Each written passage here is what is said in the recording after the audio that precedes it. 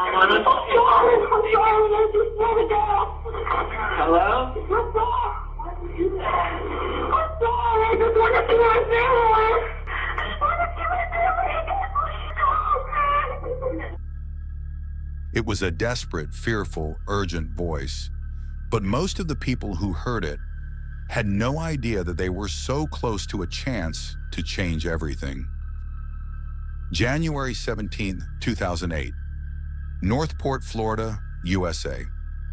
It was an unusually hot and humid winter morning. At about 6:14 p.m. that afternoon, the 911 operator received a call from a woman sobbing and pleading for help. The voice, weak but determined, belonged to Denise Amber Lee, a 21-year-old mother of 2 young boys.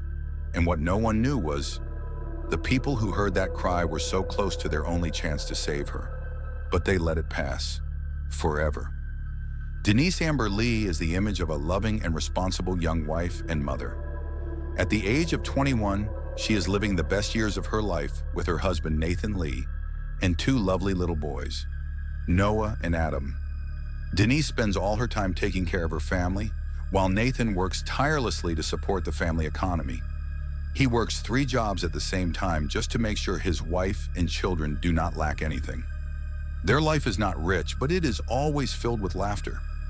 Sincere love, silent sacrifice, and a small dream of a peaceful future have bound them together firmly. Both husband and wife are still very young, but they believe that as long as they have each other, all difficulties will pass. The Lee family has just moved to a new house located in a quiet residential area in Northport, Florida. This was a newly developed area. Many houses were still empty after the real estate crisis, but for them, it was a good start. That small house was not only a shelter, but also a place where they cherished the dream of building a decent and safe life for their 2 children. None of them could have imagined that this seemingly peaceful place would become the setting for a tragedy that no one could have foreseen. January 17, 2008 began like any other day in the simple but loving life of that small family. Denise woke up early, took care of her 2 sons, and cleaned the house as usual. She always tried to keep her home neat and cozy, despite the unnamed hardships of being a young, full-time mother. That morning was hotter than usual. At around 11 a.m., during lunch break, Nathan called home. The conversation only lasted a few minutes. They discussed daily matters, such as Denise turning off the air conditioner and opening the windows to save electricity, a small thing but reflecting the frugal lifestyle that the couple had become accustomed to. There was no sign of anything unusual. Denise was calm, still cheerful. It was a normal morning, seemingly peaceful, just like hundreds of days before. None of them expected that just a few hours later, everything would change completely. And from that moment, a terrifying chain of events would begin, bringing with it an indelible pain. At noon on January 17, 2008, everything was still peaceful in the Lee family's small house. Denise spent the morning taking care of her 2 sons, preparing lunch and cleaning as usual. Around 11 o'clock, Nathan called home during his break. The 2 talked for a few minutes. Denise said she had opened the window to save on electricity, a small detail but showing their frugal, simple living habits. There was nothing unusual in Denise's voice or behavior. She was still the gentle, careful wife who always took care of her family. Every sign showed that it was a normal day, with nothing foreshadowing the tragedy. But between that call and Nathan getting off work at 3 p.m., something happened. Something no one in the family expected, and no one had a chance to stop. When Nathan returned home, he knew right away that something was wrong. And then, things began to slip away from the routine their family had once maintained. The time between the afternoon phone call and Nathan's return home around 3 p.m. was the pivotal moment when everything changed forever. During those few hours, Denise Amber Lee, a young mother who was caring for her child in her own home, was approached by a strange man. There were no eyewitnesses to the incident, but the evidence later showed that Denise had been forced out of the house, either by force or under threat. The man forced Denise into his car, a blue Chevrolet Camaro. She was placed in the back seat, her hands restrained, her eyes covered. However, in her desperate situation, Denise remained remarkably alert. She discovered the phone her captor had left open and immediately called 911. It was her only chance to call for help. On the emergency call, Denise struggled to get every vital piece of information across. Her name, the color and make of the car, the area she was traveling in, and most importantly, that the person holding her was a complete stranger. She tried to keep her voice calm, pretending to be talking privately so as not to alert her captor. It was a breathtaking act of courage, both hopeful and desperate. The call lasted only a few minutes. During that time, a cacophony of sounds came through the phone. The sound of a car driving by, Denise's voice trying to answer, and finally the man's voice asking questions. When he realized Denise was on the phone, the call was cut off. That was the last time anyone heard her voice. At about the same time, a woman named Jane Kowalski was driving along US 41 when she stopped at a red light. Next to her was a blue car, and from it came a terrified scream. Surprised, Jane looked over and saw an arm waving wildly, trying to hit the car window as if to attract attention. She quickly called 911 and reported the situation as a suspected kidnapping in progress. However, like Denise's call, Jane's alarm was not handled promptly. The dispatcher received the call, but did not classify it as an emergency. By the time the suspect's car had swerved into another lane and disappeared, the only opportunity to intervene had passed. Any attempt to warn was too late. As soon as Nathan returned home and did not see Denise, he knew that this was not a normal absence. He did not hesitate to immediately call the police. At the same time, he contacted his father-in-law, Mr. Rick Goff, a veteran officer of the Charlotte County Police Department with more than 25 years of experience. Rick was expecting his daughter and son-in-law to have dinner at home, but instead of receiving a confirmation call, he received news that Denise had disappeared without a trace. With the intuition of a father and the expertise of a veteran police officer, he understood the importance of every first minute. Rick immediately alerted the entire system and called for support from his former colleagues. In a short time, the authorities were present at the Lee family's house. They checked the scene, talked to neighbors, and checked the surrounding roads. At the same time, around 6:30 p.m., a woman named Jane Kowalski was stopped at a red light when she heard a scream coming from the car next to her. She saw an arm pounding on the window, a haunting image. Jane immediately called 911 to report the incident, believing she had witnessed a kidnapping. However, because the call was routed between police precincts, that crucial information never reached the right place at the right time. The delay in response made the chance of saving Denise, albeit a slim one, more remote than ever. As the clues became clearer, the investigation team turned to determining the location and identity of the suspect. One of the most important clues was the emergency call that Denise made from the abductor's phone. Although the phone was prepaid and did not have a GPS device, the cell phone signals still gave the police some information about the neighborhood where the call was made. From the phone number data, the authorities quickly identified the owner as a man named Michael King, 36 years old, who lived not far from the Lee family's home. This name was not on the acquaintance list of Denise or Nathan.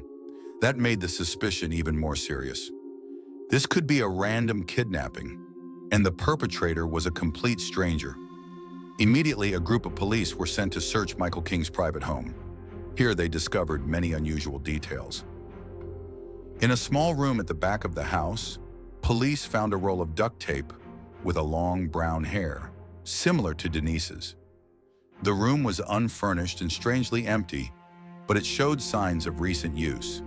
There were also mud stains and the smell of gasoline, details that would later prove important in determining the final location of the crime. At the same time, at approximately 9:16 p.m., a patrol officer spotted a green Camaro that matched the description given by witness Jane Kowalski. The car was stopped. The driver was Michael King, and he was alone. Police asked King to get out of the car for inspection. They quickly noticed that his clothes were wet from the waist down. Inside the car, they found a mud-stained shovel, a gas can, and a cell phone with the battery removed. These items matched other witnesses' statements that Michael had stopped by the house to borrow similar items. King was arrested on the spot and taken to the police station for questioning. At this point, no one knew for sure what happened to Denise, but all signs pointed to the case entering a critical phase. The investigators knew that time was ticking away, and to find Denise, they needed to piece together the facts quickly, before it was too late. In the interrogation room, Michael King remained indifferent and uncooperative. When questioned about what had happened on January 17th, he offered an incredible story. He said he had also been kidnapped, that a strange man had forced both him and Denise into a car, then dropped him off in the middle of the road without explaining why. He also tried to make up a story about himself trying to call 911, but being unable to reach her.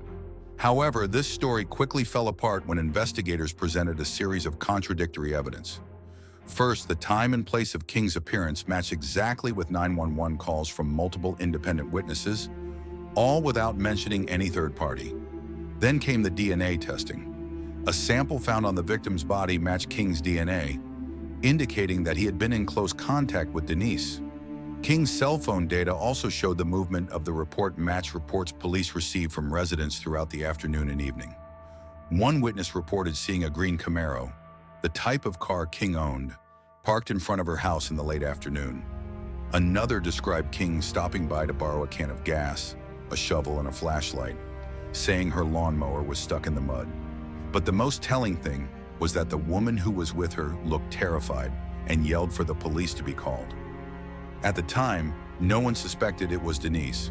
When police searched the car, they found a touching and heartbreaking piece of evidence: a small heart-shaped ring on the back floor. It was the ring Nathan had given Denise on their first Valentine's Day, a gift she wore with her, never taking it off. Nathan knew Denise had been there just by looking at the ring, and if the ring had been left in the car, what had happened to her? Other details in the case file were also, the evidence was quickly building, from the mud on King's clothes to the fact that he had removed the battery from his phone, a deliberate act to avoid being located. Combined with inconsistent testimony, investigators were gradually building a portrait of someone who was not only lying, but also deliberately misleading investigators. By this time, although Denise's body had not been found, investigators were almost certain that a crime had been committed, and they needed to act quickly before the last traces disappeared over time. After the evidence was collected and the indictment was filed, Michael King was formally charged with 3 serious crimes: kidnapping, assault, and first-degree murder. His trial began in August 2009, nearly 2 years after Denise disappeared. For the Lee family, it was a long, painful journey, but one that could not be avoided. In court, King continued to maintain his innocence. His defense attorney argued that there were no eyewitnesses to the crime, and there were no video recordings or direct witnesses. However, the prosecution presented a solid body of evidence, from phone records, DNA samples, witness statements, to physical evidence found in the defendant's car and home. Each detail matched up, creating a unified picture of the crime. Particularly moving in court was the recording of Denise's 911 call. The courtroom fell silent as her frantic, courageous voice rang out in the final minutes of her life. It was living proof and the most powerful accusation. It took the jury just a few hours to reach its decision. Michael King was found guilty on all 3 counts. For the kidnapping, he was sentenced to life in prison. For the assault, he received an additional 30 years. And for the first-degree murder, he was sentenced to death. When the verdict was announced, the atmosphere in the courtroom became tense. Nathan Lee, her husband who had once believed in justice, just bowed his head silently. While the verdict could not bring Denise back, it was at least an affirmation. She had been heard, and the perpetrator had paid the price. However, Denise's journey to justice did not end with the trial. Her family had another goal: to change the system that had let her escape. Denise Amber Lee's family not only lost a daughter, a loving wife, a gentle mother, but also lost a beautiful future that they had built together. Denise passed away at the age of 21, an age when many people are just starting to write their life story. But for her, it all ended on a fateful afternoon, amid cries for help that no one heard in time. The case was not just a personal tragedy. It became a wake-up call for the entire United States about serious flaws in the emergency response system. A series of 911 calls were made that day, not only from Denise, but from reliable witnesses. But because of delays, misdirection, and lack of timely response, the only chance of survival was lost. Refusing to let his daughter's death be just a statistic, Mr. Rick Goff, Denise's father, stood up and fought tirelessly. He and his family lobbied, worked with lawmakers, and shared their grief in every forum possible. The result was the Denise Amber Lee Act, passed by Florida just months after the case. It set standards for training, supervision, and evaluation of 911 operators, the people who are on the line, saving lives with just one phone call. To date, however, many states have yet to enforce it as a national standard. The Lee family continues their journey, not just to honor Denise, but to ensure that no one else has to endure the same pain. The message of Denise Amber Lee's case is clear. Every second in an emergency can mean life or death, and sometimes it's the silence or delays in the system that keep a person from ever coming home.